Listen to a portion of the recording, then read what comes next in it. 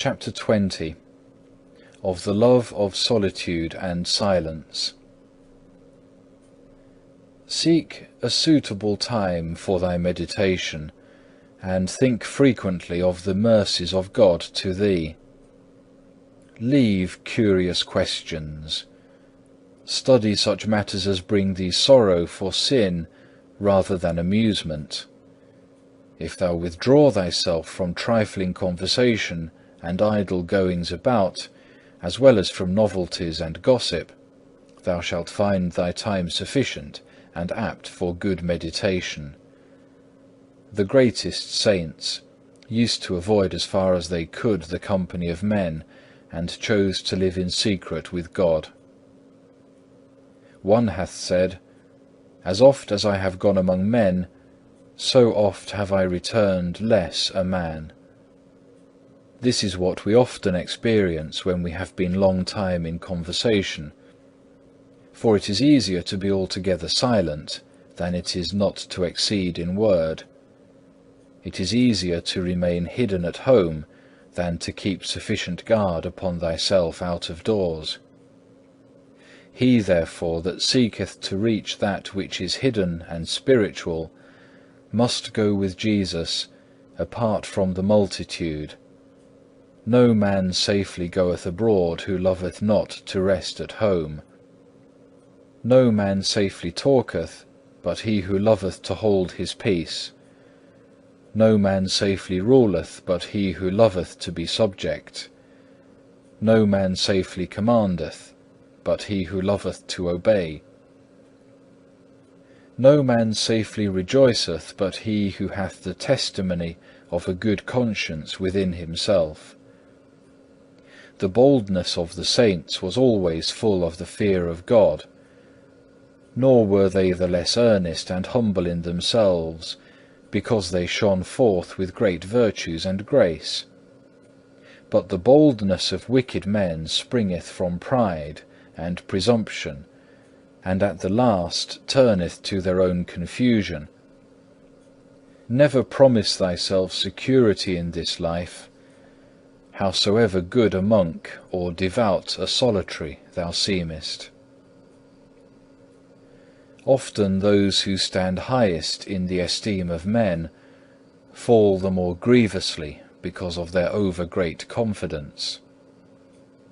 Wherefore it is very profitable unto many that they should not be without inward temptation, but should be frequently assaulted, lest they be overconfident, lest they be indeed lifted up into pride, or else lean too freely upon the consolations of the world.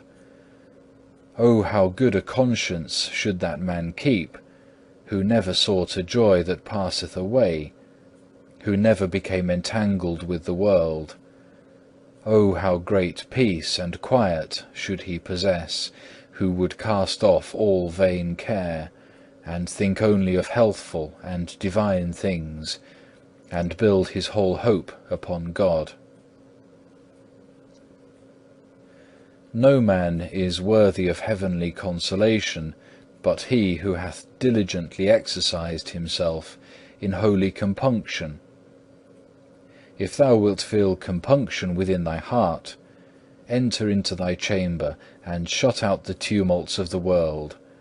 As it is written, commune with your own heart in your own chamber and be still. Psalm 4, verse 4. In retirement thou shalt find what often thou wilt lose abroad. Retirement, if thou continue therein, groweth sweet, but if thou keep not in it, begetteth weariness. If in the beginning of thy conversion thou dwell in it and keep it well, it shall afterwards be to thee a dear friend and a most pleasant solace. In silence and quiet the devout soul goeth forward, and learneth the hidden things of the Scriptures. Therein findeth she a fountain of tears wherein to wash and cleanse herself each night, that she may grow the more dear to her Maker as she dwelleth the further from all worldly distraction. To him who withdraweth himself from his acquaintance and friends, God with his holy angels will draw nigh. It is better to be unknown and take heed to oneself than to neglect oneself and work wonders.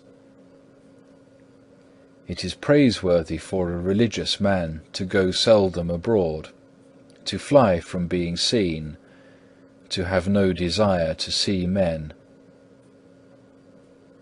Why wouldest thou see what thou mayest not have?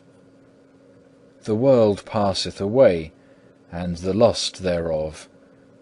The desires of sensuality draw thee abroad, but when an hour is past, what dost thou bring home but a weight upon thy conscience and distraction of heart? A merry going forth bringeth often a sorrowful return, and a merry evening maketh a sad morning.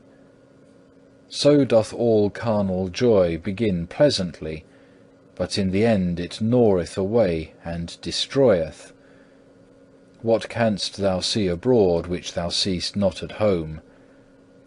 Behold the heaven and the earth and the elements, for out of these are all things made. What canst thou see anywhere which can continue long under the sun? Thou believest perchance that thou shalt be satisfied, but thou wilt never be able to attain unto this. If thou shouldest see all things before thee at once, what would it be but a vain vision? Lift up thine eyes to God on high, and pray that thy sins and negligences may be forgiven.